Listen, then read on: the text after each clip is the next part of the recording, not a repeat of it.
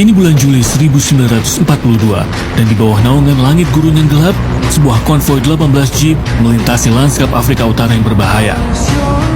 Mayor David Sterling memimpin pasukan khusus Inggris dalam misi menyerang pangkalan udara Jerman yang strategis. 230 mil ke barat laut Kairo, jauh di belakang garis musuh.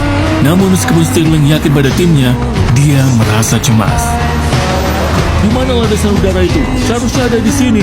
Tiba-tiba, kegelapan malam digantikan oleh ratusan cahaya terang. Awalnya, Sterling berpikir mereka telah ketahuan. Tapi saat gemuruh mesin pesawat memecah keheningan, dia menyadari apa yang sedang terjadi. Luftwaffe telah menandai target mereka dengan warna putih cerah. Di sebelah kiri Sterling ada legenda SAS, Kapten Paddy Mayne. Wah, pemandangan yang indah, Pak. Dan Letnan Carol Mather. Di sebelah kanannya ada unit dari SAS Perancis. Pemimpin Perancis, Andrew Sanel, menunggu dengan antusias perintah Sterling. Waktunya bekerja, prajurit. Para prajurit mengambil posisi di meriam. Di setiap jeep terpasang dua senapan mesin Vickers K303 di bagian depan dan belakang. Setelah para prajurit memberi sinyal siap, Sterling memulai serangan. Siapa yang berani, dia yang menang. Mesin-mesin meraung hidup dan barisan jeep mulai bergerak maju. Mereka melaju di atas pasir gurun, menyerbu ke medan perang. Sekitar 800 meter dari landasan udara, armada jeep yang semula berantakan membentuk barisan rapi, dengan kendaraan Sterling tepat di tengah dan Zornheld serta yang lain di kedua sisi. Kemudian, seperti yang dikatakan Stephen Hastings, salah satu komando yang ada di sana, terjadi. Pertama, tembakan percobaan, lalu kekacauan total dari 68 senapan mesin yang menembak tanpa henti. Kekuatan senapan tersebut menggoyang dan menggetarkan jeep-jeep saat mereka menembak target secara acak. Senapan kembar Vickers kini menembak dengan kecepatan 1000 peluru per menit. Itu setara dengan 34.000 peluru amunisi yang melintas di landasan pacu yang diterangi setiap 60 detik, menghancurkan setiap pesawat yang terkena tembakan. Dari sudut pandang Jerman, itu hanyalah dinding api dan kebisingan, dengan peluru penanda merah dan putih melesat ke arah mereka, menghancurkan apapun yang mereka hantam, sementara peluru pembakar membakar pesawat-pesawat tersebut. Itu adalah pemandangan yang mengerikan. Pesawat Ju-52 Jerman yang sedang mendarat melihat tembakan peluru penanda. Tetapi mereka sudah dalam pendaratan akhir dan terpaksa mendarat. Segera setelah mendarat, pertahanan Jerman mematikan lampu, membuat landasan pacu kembali gelap. Para penyerang menghentikan tembakan, tetapi ini baru awal dari rencana mereka. Sterling mengeluarkan senapan flare dan menembakkannya ke langit. Roket flare melengkung tinggi, menerangi gurun dengan cahaya hijau. Maju! Ia berteriak saat jeep-jeep melaju ke landasan udara. Sterling memimpin serangan, diikuti oleh Zornheld. Dengan jeep mereka melaju ke landasan pacu dalam formasi rapat. Dua kolom, masing-masing berjarak sekitar 4,5 meter. Sterling menjadi ujung panah mematikan. Mereka melepaskan tembakan senjata mereka ke pesawat-pesawat Jerman yang terparkir. Mereka menghancurkan pesawat tempur Stuka, lalu mengalihkan tembakan mereka ke pesawat tempur Bf-109. Tidak ada yang tersisa. Ju-88, Bf-110, Ju-52, kebanggaan Luftwaffe, terbakar habis di malam gurun. Bagi pasukan Jerman, ini adalah bencana total. Mereka tak bisa berbuat banyak. Beberapa prajurit bersembunyi di bawah pesawat yang diparkir. Dan itu bukan keputusan yang baik. Awak pesawat Ju-52 yang baru mendarat bergegas mematikan lampu kokpit dan mesin mereka, berusaha bersembunyi di antara pesawat-pesawat lain. Jeep-jeep melaju perlahan dengan kecepatan 2,5 mil per jam, hampir sama dengan berjalan cepat. Mereka melaju sepanjang landasan pacu tanpa menghadapi perlawanan, meninggalkan kekacauan di belakang mereka, dan Ju-52 beserta krunya terjebak dalam badai. Konvoi mencapai ujung landasan pacu dan berbelok menuju taxiway, di mana lebih banyak pesawat yang diparkir menunggu.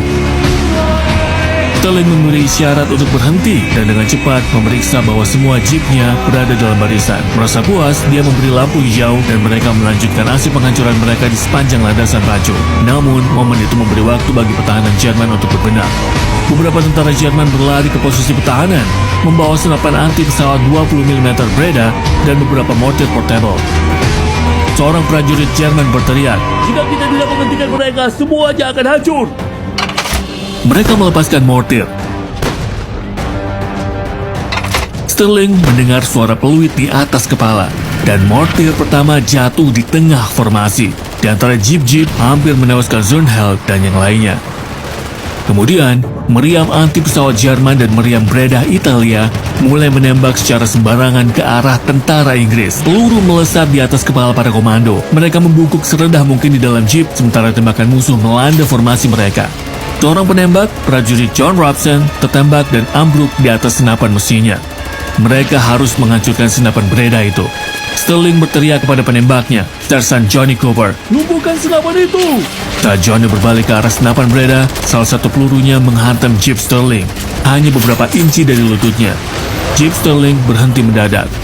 Dia berteriak, "Kenapa tidak jalan? Mestinya tertembak!" Dan sebuah Jeep lain berhenti di samping mereka. Itu milik Robson, dan Sterling disambut dengan pemandangan mengerikan seorang prajurit muda terbaring di belakang Jeepnya. Kepalanya bersandar pada senjatanya. "Pergi!" Jeep baru Sterling bergabung kembali dengan konvoi yang sedang sibuk menyerang posisi musuh. Peluru mortir terus menghujani, menggoyang tanah dan melontarkan pecahan peluru ke udara. Namun pasukan SAS tidak berhenti. Tembakan mereka menghancurkan posisi musuh. Penembak Breda dan kru mortir kewalahan dan mereka jatuh satu persatu. Dengan para penyintas melarikan diri untuk menyelamatkan diri. Ketika mereka mencapai ujung landasan pacu, Sterling membunyikan klakson dan memerintahkan berhenti total. Jeep-jeep parkir di sekitarnya dan dia berteriak agar mereka mematikan mesin. "Matikan!" agar suaranya terdengar. Landasan udara menjadi sunyi senyap, diterangi oleh api unggun raksasa yang dulunya adalah skuadron Luftwaffe. "Semua baik-baik saja?" Yes. Ya. Sir. Sterling lega mengetahui bahwa Robson adalah satu-satunya korban. "Berapa banyak amunisi yang tersisa?" "Setengah drum." "Satu drum." Mereka masih punya banyak amunisi tersisa dan ingin menyelesaikannya secara tuntas. "Baiklah, kita akan melakukan satu putaran lagi di sisi ini dari area penyebaran. Lalu pergi. Dan waspadalah terhadap senapan Breda sialan itu." Mesin-mesin kembali bergemuruh dan mereka menuju tepi landasan pacu. Mereka melintas di antara puing-puing dengan pesawat-pesawat yang hancur dan terbakar di mana-mana. Di antara puing-puing, mereka melihat sebuah BF-109 yang masih utuh, dan mereka menembakinya, mengubahnya menjadi tumpukan puing logam. Sterling mengangkat senapan flare-nya sekali lagi dan menembak. Kali ini adalah flare merah yang menandakan penarikan mereka. Mereka sudah selesai, atau itu yang mereka kira. Namun di bawah cahaya itu, perwira legendaris Blair Paddy Mayne melihat pesawat angkut Ju-52 yang utuh di antara puing-puing. Tanpa peringatan, Paddy melompat keluar dari jeepnya. Paddy mengambil bom dan meletakkannya di atas sayap pesawat. Sebelum kembali ke pasukannya, "Ayo kita pergi." Pesawat Ju-52 meledak dalam api saat pasukan SS melaju ke dalam kegelapan malam. Jerman akan mengirim pesawat untuk mencari mereka, tetapi para prajurit memiliki rencana. Jeep-jeep mereka dibagi menjadi 4 kelompok. Satu kelompok dipimpin oleh Letnan Carol Mather. Mereka mengemudi sepanjang malam dan ketika fajar menyingsing, mereka menyembunyikan jeep mereka di semak-semak tebal dan memutuskan untuk memasak sarapan. Di atas suara sosis yang mendesis dan gemuruh air mendidih, mereka mendengar sesuatu. Pesawat! Sebuah pesawat tempur Jerman melintas di atas kepala mereka. Saat pesawat itu berputar di atas, keringat menetes dari tubuh prajurit. Dengan nafas lega, mereka menyadari bahwa tentara Jerman belum melihat mereka. Jadi, mereka melanjutkan memasak makanannya ketika tiba-tiba mereka melihat yang lain dan yang lain lagi. Mather berbisik, seperti gerombolan lebah yang marah, lalu berteriak kepada pasukannya, "Berlindung!" Semua 12 orang bersembunyi di bawah semak-semak. Saat itu, kelompok Prancis berada dalam posisi yang berbahaya di tempat terbuka. Mereka berhasil menemukan perlindungan di bawah bukit kecil, tapi itu tidak cukup, dan mereka pun mendengar gemuruh mesin dari kejauhan. Renald mulai melihat langit, dan matanya tertuju pada pesawat yang mendekat. "Jangan bergerak!" Mereka semua diam saat 4 pesawat Stuka Jerman meluncur langsung ke arah mereka. Mereka telah terdeteksi. "Berlindung!" Dalam sekejap, peluru berhamburan ke posisi mereka, dan para prajurit terjebak dalam badai mematikan peluru dan pasir. Sementara itu, tim Sterling sedang menguburkan rekan mereka yang gugur, John Robson.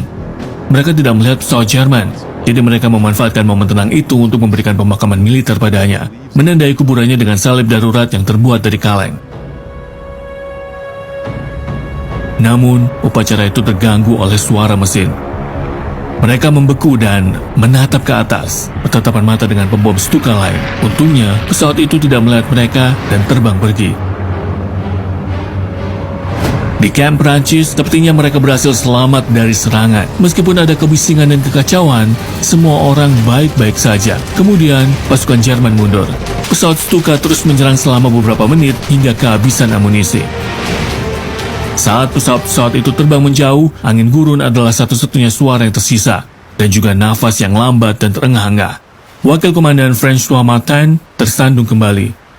Ini adalah kekacauan. 2 dari 3 jeep mereka hancur dan seorang prajurit terbaring di tanah. Itu Zernel. Dia tertembak di perut dan bahu. Mereka mengangkatnya ke jeep yang tersisa dan melaju pergi. Malam akhirnya tiba dan kelompok Mather terus menerobos gurun. Pasukannya kehausan, terbakar matahari, dan putus asa. Tapi mereka masih hidup. Mereka tidak butuh waktu lama untuk menemukan titik pertemuan. Tak lama kemudian, mereka bergabung dengan unit Paddy Main yang tidak menghadapi banyak perlawanan. Pasukan Sterling juga sedang dalam perjalanan pulang, tetapi bagi mereka, medan perang terbukti sama sulitnya dengan musuh Jerman. 1 jeep kehilangan ban, dan para prajurit harus meninggalkannya dan pindah ke jeep lain. Mulai sekarang, kemajuan mereka akan sangat lambat. Untuk memperburuk keadaan, mereka tidak dapat menemukan tanda-tanda jalan mereka. Mereka tersesat dan persediaan makanan, air, dan bahan bakar semakin menipis. Jika mereka tidak segera menemukan titik pertemuan, mereka mungkin tidak akan pernah keluar dari gurun. Mereka memutuskan untuk mengambil risiko dan terus bergerak selama siang hari, sebelum akhirnya benar-benar tersesat. Sterling menatap gurun yang tak berujung, dan berusaha menahan pikiran negatif. Menurut perhitungan navigator, mereka sedang menuju ke arah yang benar. Mereka hanya perlu terus berjalan dan berharap dia benar. Mereka bergerak sepanjang hari di bawah terik matahari, tetapi tetap tidak menemukan apapun yang mereka kenali. Tak lama kemudian, mereka menemukan tebing curam. Mereka terjebak. Navigator keluar dari jeepnya dan menuju tepi tebing untuk mencari jalan turun. Ketika dia sampai di sana, matanya bersinar. Di bawah terdapat jeep-jeep Inggris diparkir di titik pertemuan. Dia berlari kembali, mengangkat tangannya ke udara. Kita berhasil! Kelompok Sterling akhirnya tiba di persembunyian mereka pada 29 Juli, 2 hari setelah serangan. Tapi ini bukan momen yang menggembirakan. Saat pasukan Prancis melintasi gurun dengan cepat, Martin mencoba memberikan pertolongan pertama kepada Zernel. Tapi itu tidak berguna. Dengan setiap detik yang berlalu, kulitnya semakin pucat, napasnya semakin lambat, dan detak jantungnya semakin cepat. Saat mereka menemukan titik pertemuan, semua harapan telah hilang. Dan Zernel tahu itu. Dia mendekatkan Martin dan membisikkan kata-kata terakhirnya. Selamat tinggal. Aku sudah selesai di sini. Sebelum mengembuskan napas terakhirnya.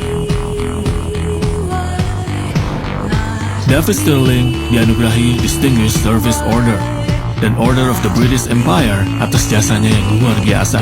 Dan beberapa bulan kemudian, Detasemen L secara resmi akan dikenal sebagai Special Air Service. Martin menemukan sebuah puisi karya Zernel saat memeriksa barang-barangnya. Puisi tersebut kini dikenal sebagai doa para penerjun payung dan menjadi puisi resmi pasukan udara Prancis.